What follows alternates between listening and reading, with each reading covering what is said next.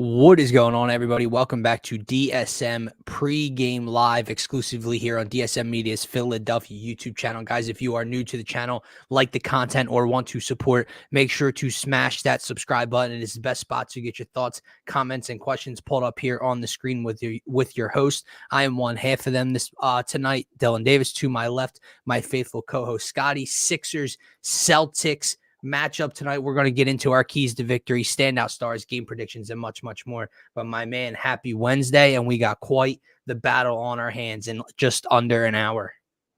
Yes, sir. Happy hump day, my man. It's been a busy day, but that's always a good thing when it's Sixers game day, Eagles game day, whatever game day it may be. Whenever you can have a busy day to take up the whole day and make that time fly, man. That's what today was. Give me the tip off, right? Yeah, exactly. Get the nerves out the way. Not truly nervous, man. It's just a regular season game, but yeah. I think it's more excitement than nerves. Like, I'm just excited to see good competition. Like, more excited than opening night, just because we didn't have a clue of what this team was, what these guys would be, what Nick Nurse would do with this team this season. So I think it's a little different now that we can kind of hone in on expectations for the team. Yeah. We know what the team is now, right? Like, traded James Harden. Maybe they're not done, but the bar has certainly been raised, right? Throughout the first 6 games of the season, for sure. And then you add in the trade, and you see the way that this depth and these new role pieces are kind of quickly attributing and fitting right into this rotation. The bar has definitely been raised since before the season started, when we didn't know what to expect, didn't know if Tyrese Maxey, how he was going to look in this point guard role, didn't know what James Harden, if Joel Embiid, would still, how he feels about being in Philadelphia still, with all of the issues and all the drama that has gone on. But they're off to an awesome 5-1 start, as is their opponent tonight in the Boston Celtics, man. So let's get into this matchup. I can't wait to talk about it. But let me ask you this first, before we get to our keys to victory. This has been a topic of discussion throughout the day. You and I were talking about this morning, what kind of test this means for the Sixers, right? Yeah. Obviously, we get to play them again a week from tonight in Philadelphia, so it'll be a quick bounce back, whatever way this decision goes. But then I was listening to 97.5 on the way home this afternoon, and they were kind of talking about the over or under reaction you're going to get from the fan base tomorrow, depending if the Sixers win or lose, how they lose this game, if they were to lose, etc., man. So I got to ask you, how big of a game is this? There are some fans out there calling this a must win in game 7 out of 82. There are fans just calling this what it is, a test. How big of a matchup is this for tonight? I think it's a pretty huge matchup in the grand scheme of the NBA regular season, right? Like, is it a huge matchup in the grand scheme of what the Sixers will be this season? Like, no, I don't think it is. I saw, for example, I saw a tweet kind of like what you're referencing from Elliot Shore-Parks, except on the opposite end. He said tonight, if the Sixers go out here and grab this win against the Boston Celtics, that will cement that this season is going to be a special season for the Sixers. I don't think it goes either way in that regard. Just because not only is this battle a battle and a strength test, a litmus test for the Sixers, it's the same exact thing for the Boston Celtics. Like, we look at the Boston Celtics, they have a bunch of new pieces in there. And lots of turnover there. Yeah. Drew Holiday, right? Yeah, exactly. A lot of turnover. No more Rob Will, no more Malcolm Brogdon, 6th man of the year from last year, but you did replace him. The depth has gone a little bit. I would imagine, and I would throw it to you, like, we've talked about this bench already today for the Boston Celtics. They have to add something to that bench. So you would think this is not the finished product, I would imagine, for the Sixers or for the Boston Celtics in the grand scheme. Yeah, no, the bench is key number one for me, and I'll get to that in a second. But the Sixers definitely have a great advantage there. And Brett mentioning, just looking at individuals tonight versus this specific opponent. Yeah, Milwaukee was a test night 1, right? And the Sixers, albeit with a loss, passed that test. And you're going to get more tests with teams out west throughout the year. And, you're going to play the Heat, which will be a test, right? Defending Eastern Conference champions. But this is the team This is the roadblock that seems to continuously be in the way of the Sixers getting past the second round. And for them to get past the second round, guys need to break out of whatever it is that the Celtics seem to have over them. Tyrese Maxey has struggled historically against the Boston Celtics in his young career and last year in the postseason, right? Joel Embiid has a very back and forth relationship versus the Celtics. In the regular season, he seems to get things going against them. He in cooked the them last year in the regular season. Exactly. In the postseason, obviously, game 3, he cooked them. The other games struggled a bit, right? Tobias Harris, mentioned him on the morning show. 2 points in game 6. He cannot shrink in his role tonight against that team. You're looking for all of it, but I'll get to my first key, man. I'm looking at this depth. I texted you this afternoon. If the Sixers starting 5 can just hang in there with the Celtics starting 5, because they're prolific, right? Like I love our starting 5. I truly believe that we have the best player on the floor. It is not Jason Tatum. It is the MVP in Joel Embiid. But with that said, we know what they provide. Jaylen Brown and Jason Tatum. Yeah, the Celtics. They probably have the next 2 best players, right? And arguably the next 3, like with Kristaps or Drew, literally, like, depending on how you look at it. So, literally. So, like, there, you know what you're going to get from that core, right? And Derek White was not on the injury report on ESPN.com. I know Marshawn Lynch said on the morning show that he saw he's ruled out, but I've been seeing game time decision everywhere. I think he's playing. Yeah, I think he's playing. He's propped up on he's back, man. So we know what that starting 5 provides. They dropped like 155 points against the Indiana Pacers 2 games ago. They're very, very good. The Sixers have to utilize their depth. This bench has to come into play. And I'm looking to hunt, Scotty, some of these role pieces that are coming off the bench for the Boston Celtics tonight. Let's run through these names for the 100th time through 6 games so far. Peyton Pritchard, Al Horford, Sam Hauser, and Luke Cornett. Stop it. Just stop the conversation right there. If the Sixers starting 5 can hang with the Celtics starting 5, they could lose their minutes. But if they lose their minutes by 3 to 5 points, our depth, our bench, Nick Batum, Kelly Oubre Jr., DeAnthony Melton, Pat Bev, Paul Reed, everybody else should be able to take advantage of the Boston bench. Joel Embiid will be able to take advantage of Luke Cornett when he steps on the floor. They need to utilize their bench. The role players need to show up tonight, and I think they will. But that is advantage number 1 for me, man. I am hunting their bench pieces offensively, and I need our depth pieces to take advantage, man. Yeah, no, I completely agree with you there. And I'll take it a step further as far as the depth. Just testing some of these new toys out tonight against Jason Tatum and Jaylen Brown. You talk about Jason Tatum and the size, and the Brown. wings. They're the 2 of the most prolific, if not the 2 most prolific wings in the NBA, arguably, right? Like, this is what you brought in all of these options for between Oubre, Tobias, you have obviously from previous roster, Marcus Morris, Nicholas Batum, KJ Martin, 6'6", right? Lengthy, athletic. Rocco. Lengthy, athletic. So you have a bunch of different bodies you can throw at these guys tonight. And I would tell, if I'm Nick Nurse, man, outside of maybe Tobias and Oubre, as far as like dumb fouls and like, playing physical in your face basketball, the other guys go out there and play reckless. Yeah, because you have the bodies to throw at them, right? Yeah, play physical. Like, if you get 2 quick fouls, guess what, Nick Batum? We'll bring in Rocco. Like, we have options, right? And I think that to that point, you got to be willing to take some risks against a team that is presumably looked at as better than you. You have to take risks to go out here and upset them at home, right? So I agree. We are, and the Sixers are just that. They're underdogs at the Wells Fargo Center tonight. Yeah, right? in their own house, in their own building. Fully healthy, they are, man. But I do agree, and I agree with Brett's point here. For the first time in quite possibly the Joel Embiid era, the Sixers have an advantage over that team in the coaching department.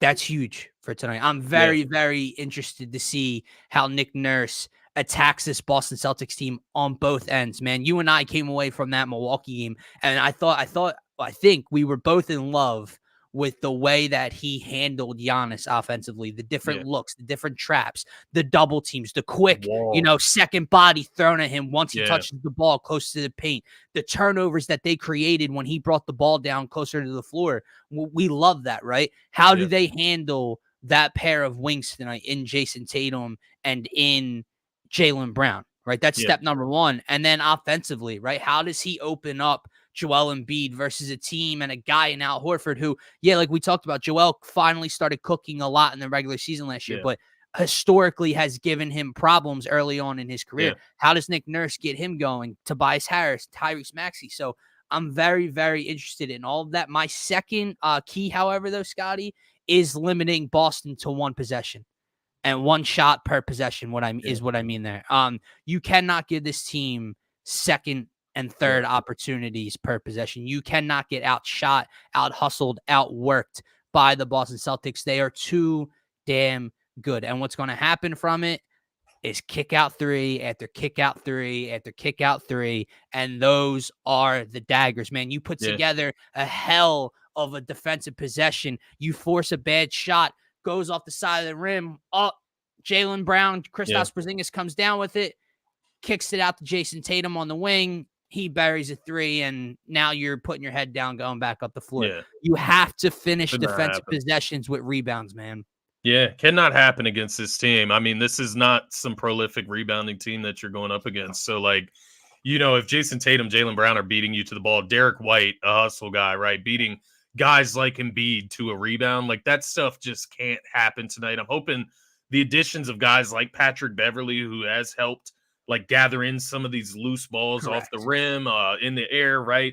He's quick to get to those balls. And by the way, shout out to Patrick Beverley, highest defensive rating in the NBA for a player, even off the bench. Yeah, he talked about it on the pod, and then I saw it posted around Twitter today. So shout out to Pat Bev in the limited role, but still significant contributions in that limited role. So shout out to him. But I think when I'm looking at the rebounding situation tonight, it obviously isn't all up to Embiid. They need to gang rebound. We've seen Maxey get in there. We've seen Melton get in there. Tobias help out. Whoever is starting tonight at that four, if they go back to Oubre, I haven't seen anything on that yet.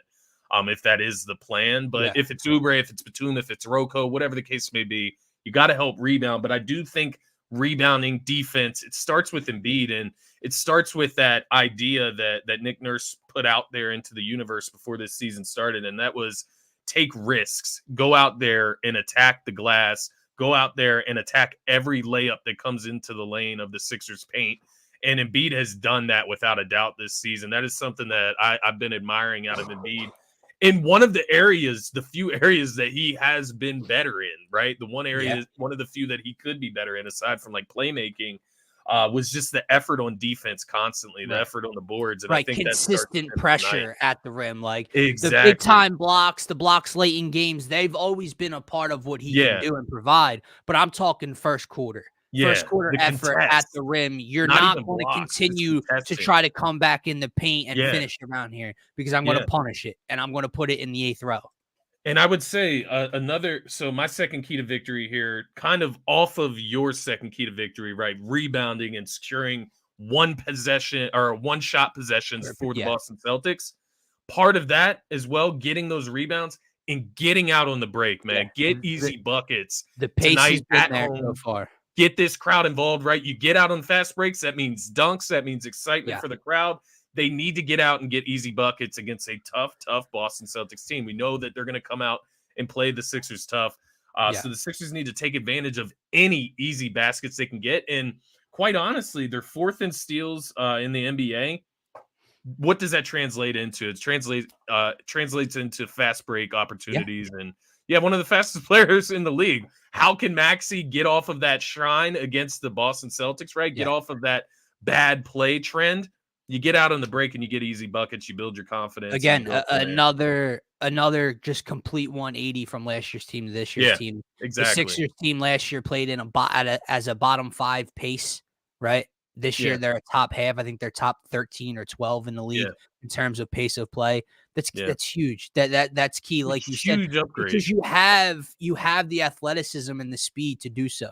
You have guys like Tyrese Maxey and DeAnthony Melton and now Kelly Oubre Jr. and Tobias can get out in transition. Like it was the focal point of last year. And again, it's not a wrong mindset to want to feed the most dominant player on the floor. But when you hold up opportunities because your 7-footer's got to get down the court and catch his breath because the entire offense is he's the focal point of the entire offense, that slows you down. And then your point guard's dribbling the ball through the floor for 22 seconds. It's a waste. And they're not doing it this year, man. And I love everything that Nick Nurse has continued to put together. My last and final key tonight, man, is it starts and ends with the big fella.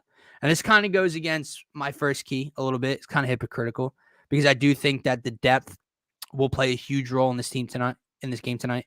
I think that guys like Tyrese Maxey and Tobias Harris do need to continue to look like how they've looked through the first 6 games. I think it's important for Tobias to come out here and be confident and shoot efficiently and not be hesitant simply because of who's across from you. Tyrese Maxey continue to be aggressive, 18, 20-plus points tonight on efficient shooting. Obviously, we'd love for a ton more. I'm just saying he's averaging 23. If he gets you 20, it's 20. It starts and ends with the big fella. I think that's the biggest thing. I think when you go back to game 6 and 7 of last year, not touching the ball, not demanding the ball in the final 5 minutes of a home game 6 to advance the Eastern Conference Finals. Game 7 come out and you get absolutely punked. Yeah. I need you to do it tonight. I need you to take us home tonight. Remember against Brooklyn before the Harden trade when it seemed like almost everyone was out for the Sixers. It was just Joel in Brooklyn and he beat KD and Kyrie and Harden and he was waving bye to KD down the tunnel. Remember that? Yeah. That's the Joel Embiid I need tonight. Yeah. I need Joel Embiid to go out there because we talked about it earlier, man. Don't get me wrong.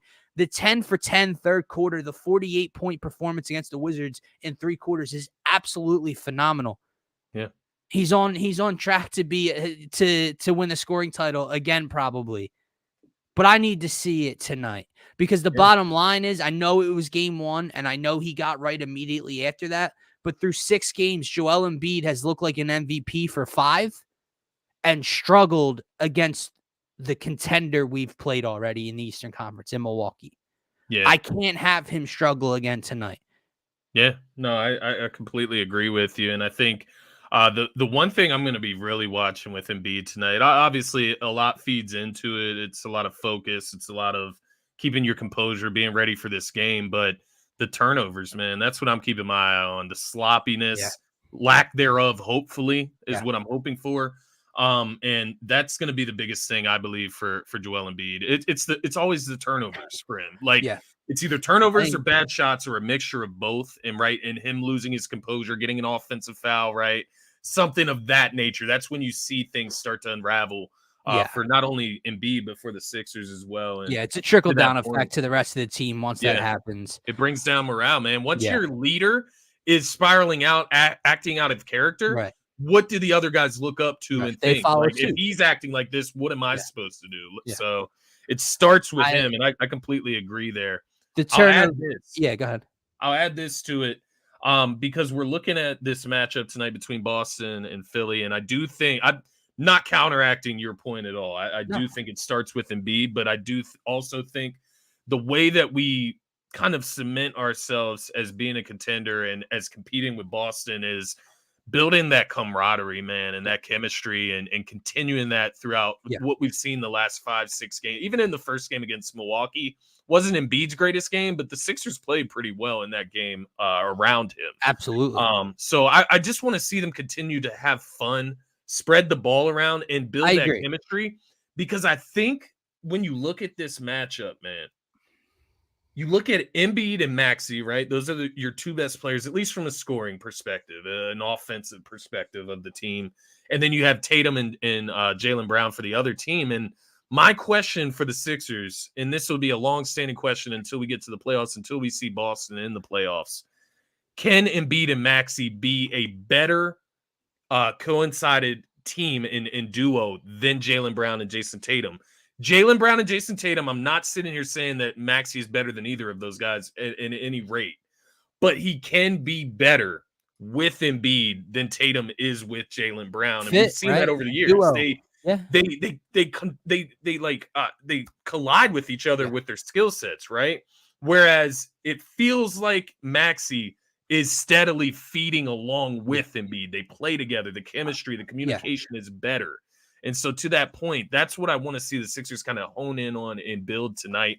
That two-man game. You look at it right now, man, Maxey and Embiid are actually averaging more output than Jaylen Brown and Jason Tatum put together. They're close to tops in the league, bro. Listen, I think one thing with Boston is JB and Jason Tatum are put together one of the best duos in the league, but they don't it's not a duo in terms of playing with each other and playing off of each other. They're just two of the best wings in basketball. They're two of the most talented scorers in basketball. It's not a duo. Like night one when Milwaukee beat us, Jay Will was literally on ESPN the next morning saying that Dame and Giannis are already a better duo than Jason Tatum and Jaylen Brown because they've shown how they can play together better already. That's one game. So I don't think it's crazy to say that the duo of Maxey and Embiid with how they fit together is better than two wings with each other. They're prolific. I mean, they can both give you 30 plus on any given night. But that's isolation basketball. That's one possession's JT. That's one possession's Jaylen Brown, right? Like you're not getting a two-man game for the most part with pick and roll and whatever with those two. So I don't think it's out of the realm of possibility. And so, like you said earlier, if the starters, if that core four, whatever you want to call the Sixers right now, right? If that duo can match Jaylen Brown and Jason Tatum, then why do the Sixers lose this game?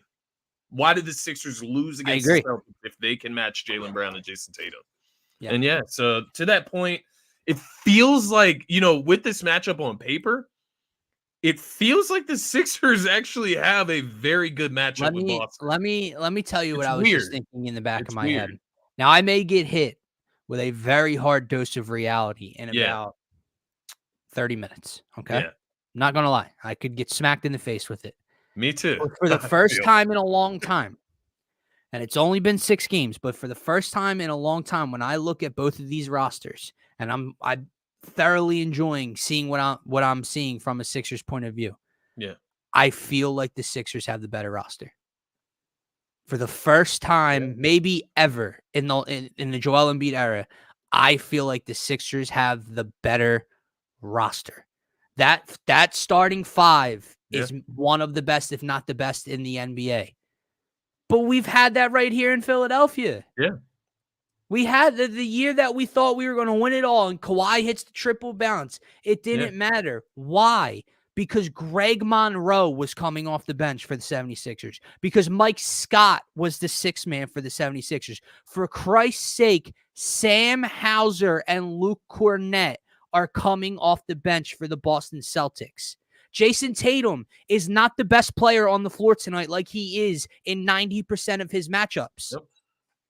I could be proven incredibly wrong in 40 minutes, but I feel like they have the better team. I do agree, man. I ultimately do agree with you, man. It like the one thing I'll say, like at the end of the day, does that mean we'll go out and we would pick the Sixers in a 7-game series against the Celtics right now? Not a chance that it means that. Maybe down the line, maybe we would. I don't know. The season hasn't played out yet, but when you're thinking about it, it doesn't take away like the experience and the stigma that comes with playing the Celtics, right? That's still there. That's why the lack of confidence is there. But I would say that lack of confidence is not coming from the roster makeup. Like I was actually looking at and it's not coming from the coach either anymore. It's not coming from the coach, right? Which we've had in the past. I was looking at this today, man. I like put it all together on my paper just to like look at it with my own eyes and see it on paper. But the Sixers additions, right? Just since the offseason started, Kelly Oubre, Patrick Beverley, Nicholas Batum, Robert Covington, KJ Martin, Marcus Morris, and Mo Bamba. They've added in one offseason, whatever you want to call it, right? First 2 weeks of the season. Yeah. They've added that many players. And from the sound of it, maybe everyone outside of Mo Bamba so far has contributed something of stature. So I feel you, man, on the roster construction. It feels like this team is not only deeper, but when you look at like Al Horford, and maybe Al Horford will make me eat my words tonight, but isn't he going to slow down at some point? Like at some point, he's just not going to be able to keep up with Embiid. Like it's not going to matter. Like that has to kick in at some point, right? Here's where I sit. Again, 6 short games in, both teams 5-1, yet to play yet against each other yet. Yeah. If we thought truly in our heart of hearts that the Sixers were good enough to take down the Boston Celtics in a 7-game series last year, and they were 4 minutes away from doing so in 6 games with that version of James Harden, with an injured Joel Embiid, and with all of this depth stripped away, a lesser version of Tobias Harris, a lesser version of Tyrese Maxey. If we thought they could beat the Boston Celtics last year, why is it so outrageous that they're not the better team now? Yeah, it's a Boston, great question. again, you cannot talk enough about that starting 5. And they are 5-1, so it's not like they're like it's, taking anything away from them. Yeah. But part of Boston's makeup that has given us so many issues in the past has been their physicality and our lack of size on their wings and their depth, and Marcus Morris and Malcolm Brogdon killing us off the bench last year. Marcus all Smart. Of that's gone. Marcus Smart, all of that's gone. Yeah. So crazy.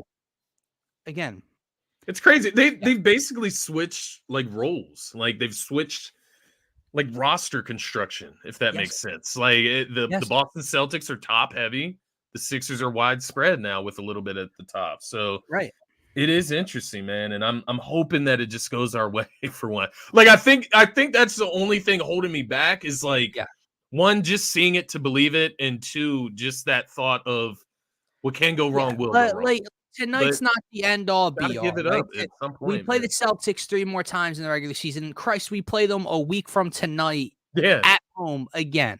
You split with them over the course of a week. No one's going to bat an eye. No one's going to bitch and complain. Yeah. But it's just like tonight, the first test. You started off the season on fire. You're the talk of the town right now with the Eagles on the bye week. Let me be validated. Let my emotions of this team validate us once, man. Like, let me truly believe again in this team. Because again, it's not going to make me. If they lose by 4 points tonight to the Celtics in a heartbreaker, and it's not going to make me think less of this Sixers team. Yeah, but I don't want to just go for that's okay. They play tough. Yeah. I want to go for that's the Sixers team that I'm seeing so far early in the year. That's the difference. Yeah. And that's what I'm looking for tonight. All right.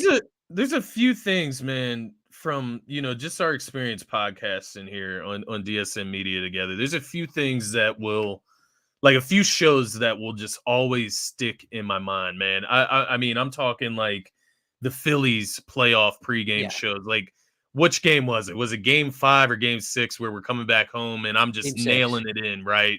Game 6, I'm just nailing it in. The Phillies got this. And then they just go out there and just make me look like, not only me, they made themselves look like idiots, but they make me look like the biggest fucking fool on the earth. Right. Also, and like the Jets and the Eagles, right? The game 6, the Jets and the Eagles is one that always will stick in my mind at least throughout the rest of this season.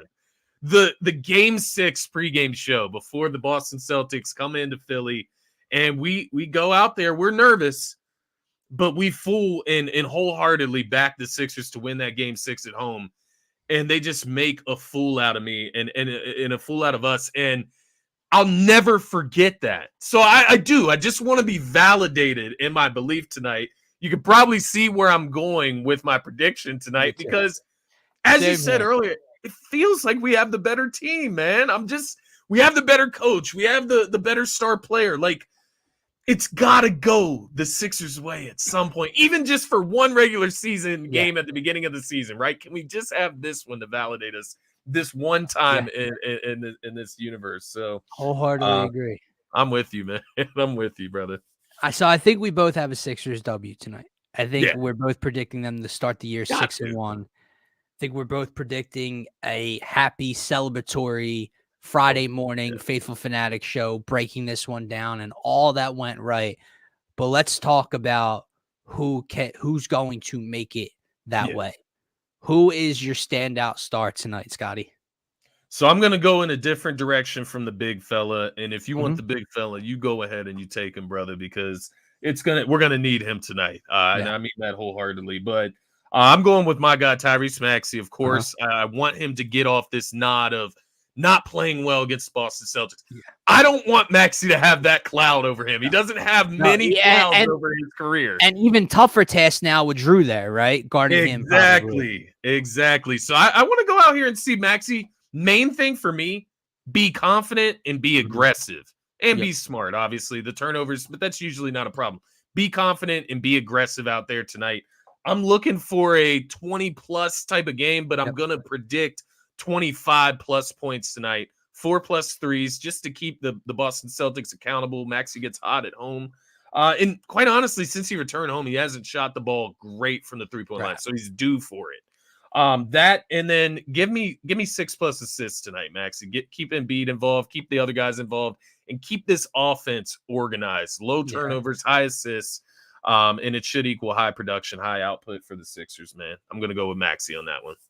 So you mentioned the big fella to start, and he was one of my keys, and you talked about him as well. And it does, to an extent, start and end with him. And you need to make sure that Joel Embiid is Joel Embiid tonight. But that's not the difference maker in the game. Joel Embiid could score 35 points tonight, but the Sixers could still lose to that Boston Celtics team. Yeah. You mentioned 2 words, confident and aggressive. I know where you're going. You know who needs to stay confident and aggressive? Number 12. Tobias Harris. I need to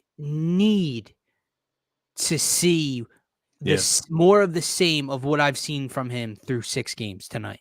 I need it because I'm getting to the point 7 games in, Lord help me, but I'm getting to the point where I'm talking myself into the depth and into Tobias averaging 20 on efficient shooting. And am I really going to put together a package to go and buy Zach LaVine at the deadline and get rid of all of that? Well, guess what, man? If you give me an 8-point performance tonight and you're hesitant, I'm right back turning the tables around and saying, well, see, we need someone else in here versus this team. But if I get that confident, aggressive Tobias Harris, the one that's catching the ball on the wing and just pulling because he's open and he's a 40+% three-point shooter and he knows he needs to take that shot. I'm looking for the Tobias Harris that gets a smaller defender on him and says, I'm taking him one-on-one. He can't guard me. He's too small. I'm looking for that Tobias Harris coming into play tonight. 2 points in game 6? That can't happen, man. Obviously can't happen, but you look at his numbers. To the Galaxy Pod, man. I hope Nicholas Batum that would be beautiful. Falls out tonight. I hope one of them, right? One of those new guys, whether it's Batum or Kelly Oubre or maybe Marcus Morris gets more minutes tonight. One of them goes out there and gives you a 15, 16+ point performance. That's a difference maker as well for this Sixers team. My father-in-law, he's a Kentucky fan. Yeah, they're not right. Hey, I got Maxey in the Kentucky jersey right back here on my wall. I ain't got no hate towards Kentucky. But yeah, man, I think Tobias is a big key here, man. You look at his numbers this year; they're just unreal. 20 points per game, 6 rebounds, close to 3 assists, 63% from the field. That's because he's playing physical, he's playing aggressive, he's playing confident. He's getting in the paint and he's finishing around the rim. Seen more and ones from Tobias Harris in the first part of this season than I have seen since he got to Philadelphia. 100%. And I think that's a great point you point out as well. The efficiency numbers, the shooting numbers, man, because he's shooting the 3 ball well, but that's not his role anymore. He's not a high volume 3-point shooter anymore, where last year you needed him to take 5 or 6 from the corners throughout the course of the game. Tobias could shoot 3 of them bitches. Just 3.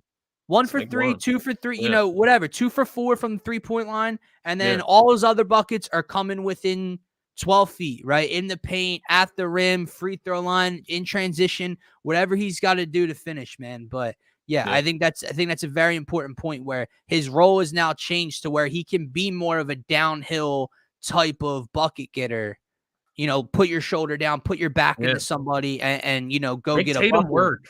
Rather than just pulling trig from the corner or from the wing consistently. I'm interested to see, how the Celtics match up with the Sixers tonight. I'm interested to see who I believe Al Horford will go on Embiid, but does that mean Kristaps guards Kelly Oubre or Tobias Harris? Well, no. Derek White will start. Yeah, Derek White will start now. So Kristaps on Embiid. Interesting enough. Come on. Yeah. Seriously, come on.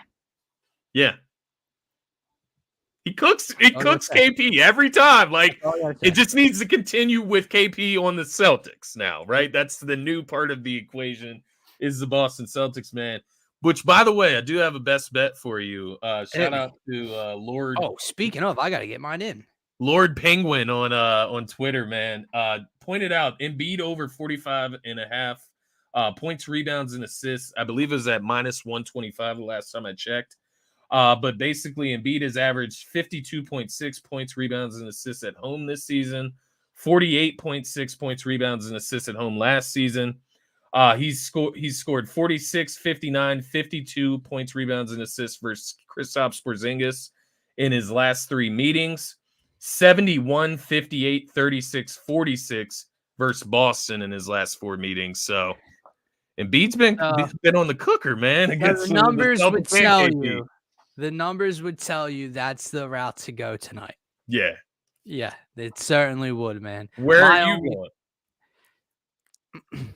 So I know I sound very confident in the money line, right? And I'm plus juice. I might just have to do it. But the fact that you're giving me 2.5 points, just as a little security blanket at -105 might be my play. Maybe bump it to +3. But I mean, at the same time, how do I not take the +125 for a team that I just said is the better team at home? So if you do it, I'll do it. Yeah, I got about 6-7 minutes to figure this out and get it over to you. So we're gonna figure it out here in a second. But guys, that is going to wrap up this DSM pregame live Sixers Celtics preview. If you guys like the content, if you're new to the channel, if you want to support, make sure to hit that subscribe button. We are over halfway to our first goal of 100 subscribers. Keep them coming. Send it to your friends, family, anyone you know would be interested in the content.